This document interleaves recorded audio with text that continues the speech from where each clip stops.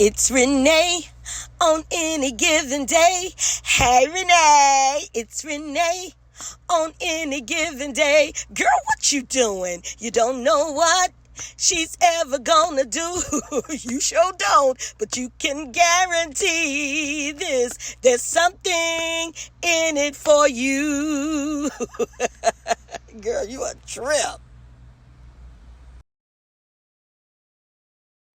So, True Hearts, I feel like this is a story that's kind of hard for me to tell. I don't know why, because it's not a bad story. It's actually, I hope it's inspiring. I hope it inspires somebody, but it's actually inspiring and motivating. So, I'm not sure why. Why it's taken me so long to tell this story, but here goes. So, I started making six figures, I don't know, maybe 10 years ago, 10, 15 years ago. But anyway, so I left a job that I've been working, and I had many of them. God in heaven knows I had many of them. Let me tell you something about me. First of all, I never liked working for anyone, ever, ever, ever. It was the worst. Not only did I get fired from jobs, baby, I left some jobs. Honey, I just did not like working for anyone. I knew that I was meant to be a business owner. I knew that I was meant to just kind of stand on my own and do my own thing. I just knew that. I just knew it. But I had some really good jobs, some very, very good jobs. Two in particular that I can remember, well, three in particular. When I was with Richmond Public Schools, I was the assistant to the director for the hospital teachers. So that was a really good job. I mean, I ran the place. I loved it. It was an administrative job. It was the best. Then I was the financial administrator for a dialysis company. Bumped heads with the manager child, and that's how I ended up. But I was there for like, I was at Richmond Public Schools for like 8 years. I was there um at the dialysis company for a little over, I don't know, about maybe 10 years.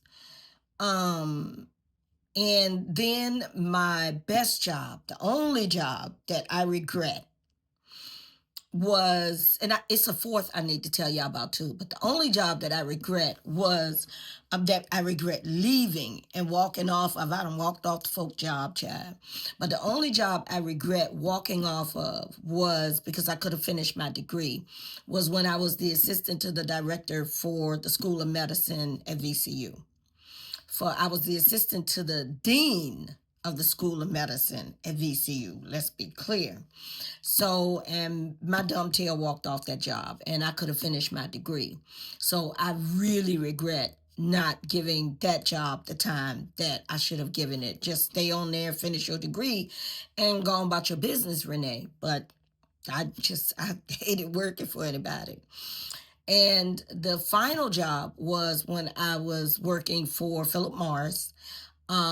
They laid off, quite a bit anyway, whenever things or something went on in the factory or whatever, and or the numbers didn't look good, I guess they laid off, and they would call you back, but they laid off. So, and I'd worked there for 7 years, and I said, that's it.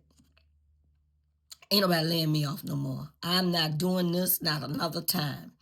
So, I left the job.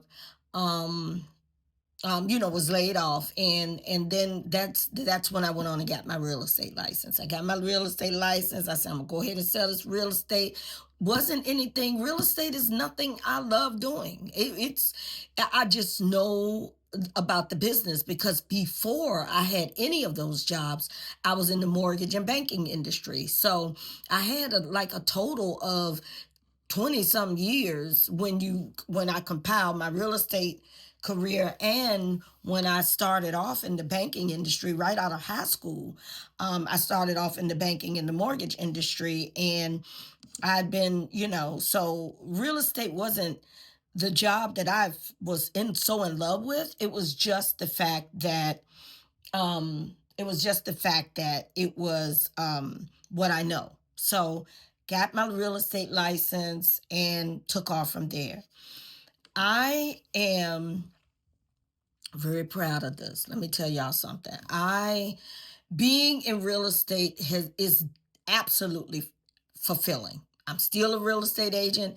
It's a fulfilling career. My love is writing. My love is writing books and stories and all of that. That's my love. Okay. But before any of that, though, I have always been a person that have always started my own business. I've always been in business.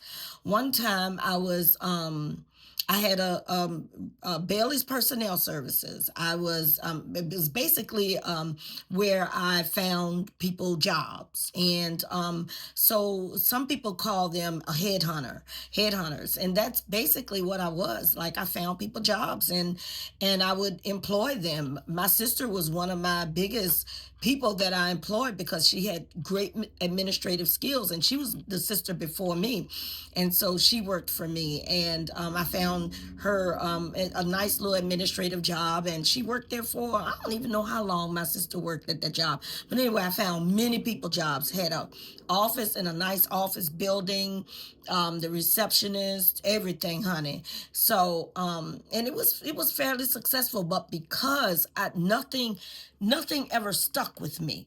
And if you get anything out of this video, take this away, okay? You have to hone in on something. Something has got to stick with you.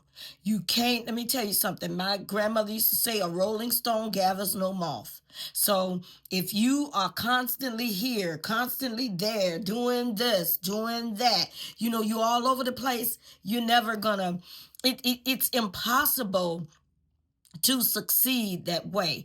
Hone in on that one thing, let that one thing build you up. And then when that one thing builds you up, then you can kind of spread out. You spread your wings a little bit, invest a little bit, get another little business over here, get another little something over here. But don't allow the devil to trick you into thinking that you can do it all, and that you need to do it all, and that you have to do it all, and that success follows speed, or speed follows success, or I think it's success follows speed. So anything you want to do, please don't drag your feet in doing it and plan to plan to plan to plan to plan to plan to plan. You know what I mean? Like, no, you don't want to do that. What you want to do is you want to, listen at that airplane, it's distracting me. But helicopter something. Excuse me, but anything you do, you want to make sure you plan, but don't plan so much till you planned out. So anyway, so here I got into real estate, doing really well, had started all these businesses. So yeah, that's what I was telling you. I had Bailey's personnel services. Oh my God, I sold every type of undercover wear, Mary Kay, Avon, anything. Oh my God, everything. Any direct sales, I was doing it. I was the direct sales queen. Somebody came to me and, Renee, I got this idea. I was ready to listen. See, and that's that distraction, where it takes you off of your game or what God really does have for you. So I was all over the place. But when I finally got successful was when I finally made up my mind I was going to sell real estate and I was going to stick to it. And that's what I did. I got into real estate. I stuck to it. I stuck it out. And I was always the type of person where I did allow a lot of distractions, and I always want to help people, and that really did mess with my money as well. But that wasn't the biggest part. Helping people wasn't what took me down, because this is a takedown story. This is not just a flowers and roses story. This is a story about, making it, becoming successful, and then doing what all of us are going to do at one time. I don't know a successful person yet that didn't fail and didn't realize that failure is the stair steps to success. Don't let nobody tell you that failure is not the stair steps to success, because it is. Failure is the best teacher. And I'm not wishing that you fail. I don't want you to fail. In fact, I want you to be successful. But I'm telling you, to be successful, you're gonna have to scrape your knees a little bit. You're gonna have to hit the ground a little bit. You're gonna have to, and it doesn't come easy. Okay, so don't let nobody tell you that either, because it doesn't. It does not come easy. Being successful and concentrating on that success in order that you can build it is what you need to do. You see what I'm saying? So make sure whatever success you're after and however you're after it, make sure you hone in on that one thing. So here I am selling real estate, okay? And by the way, I'll also mention, don't let me forget to mention it.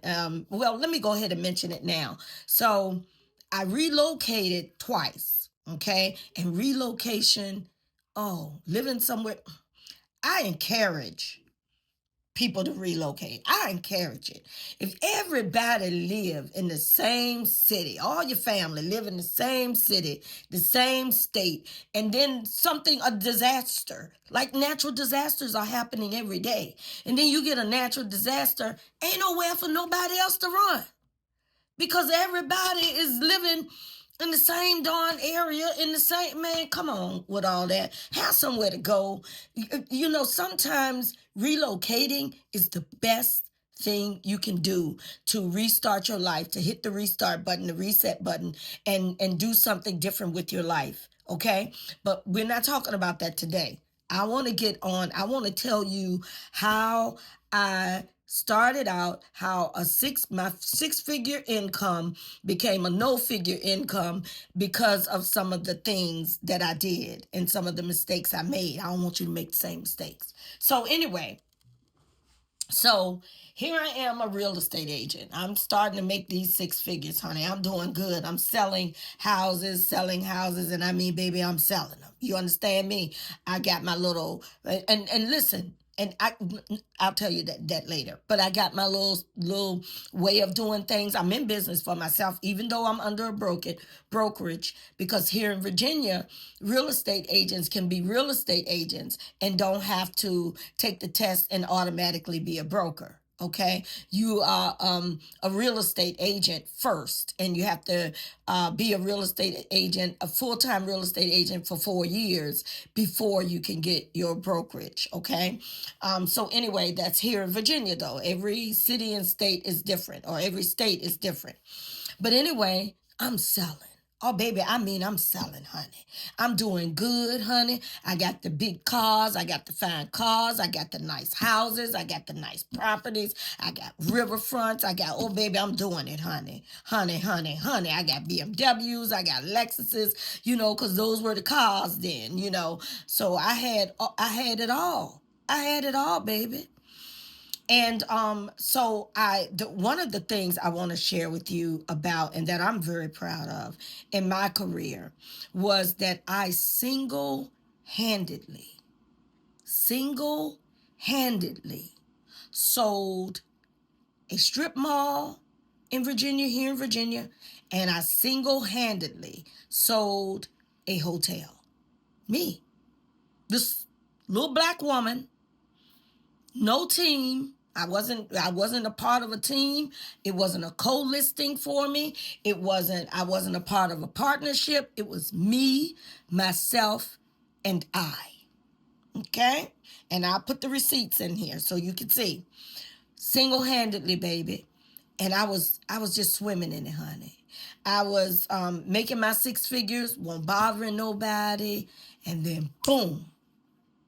Mom is getting older, and as a result of her getting older, she is getting sicker. So somebody got to do it. when it was six of us at the time, because my baby brother had passed some years prior, like 2 or 3 years, I don't know, 4 years prior to mom passing. So anyway, it was six of us. Yeah, it was six of us at the time, because it was seven of us before my baby brother passed. So somebody had to do it. It was my oldest sister and I who were closest to our mother. So mom had already years ago, prior to that, prior to her even getting sick, she had already made me her power of attorney. So it was me. Okay. So I go to take care of mom, and mom needs more care than I realize. So I gotta kind of shut my house down, and I can't work as much because mom needs full-time care. So full-time, I'm caring for my mom. I'm taking care of her. I'm her full-time caregiver. So things started falling. Pandemic hits just a little bit before it was time for me to take care of my mom. The pandemic hits, we get through that. I can work a little bit more. That was when, I was able to sell the hotel and the strip mall. And then a little bit after that was when I had to kind of shut down my business and take care of mom full time. Well, lo and behold, God forbid, mom passes. So mom passes, and when she passed, that did a lot to my world. That crushed me. Crushed me. And so after she passed, I had to have an operation. And it's down in my video about the operation. It's what is it? Um, it's I had to have an operation on my jawbone. Okay, and it's down in my video about what I had. Florid cementose osseous dysplasia. It's a condition that middle-aged women get. Doesn't have anything to do with having bad oral hygiene or anything like that. It's just a condition that middle-aged black women mainly get it, and Asian women. So it's kind of weird, and it's very rare. And so anyway, I had to have the operation.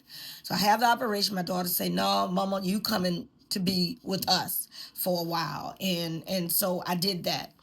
And so anyway, at the time also, my partner and I, my man and I, honey, broke up with him. Had to. It was a whole lot going on there. Maybe one day I'll tell that story. But anyway, so I had two losses. My mother and my partner, who I thought was going to be my partner for life. And then I had an operation. So I deep dived into a depression, and it was the worst. And that is how I went from making six figures to making no figures at all.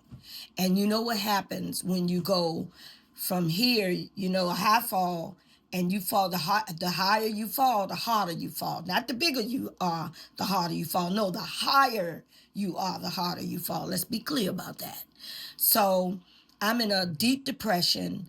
I've had these two losses because, you can have a loss to death, and you can have a loss to life. A loss in death and a loss in life. You know what I mean? The person still living. One person that you lose can be still living, and another person you lose would have passed away and is in heaven. So that's what happened. So I said all that to say this. If you are someone who is successful right now, or if you someone who wants to be successful, you can do it. Number one, because ain't nobody no better than nobody else, honey. We all can get a slice of the pie, right? You can do it, but here's what you need to understand.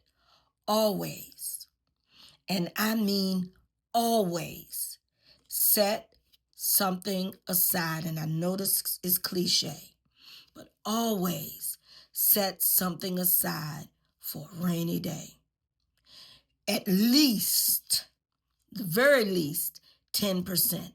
Not sometimes, not once in a while, always. Okay? So if you want to be successful, because you're going to have ups and downs, just make sure in doing so that you set something aside for a rainy day. Because what you don't want is to go from making 6 figures, like I did, to making no figures at all.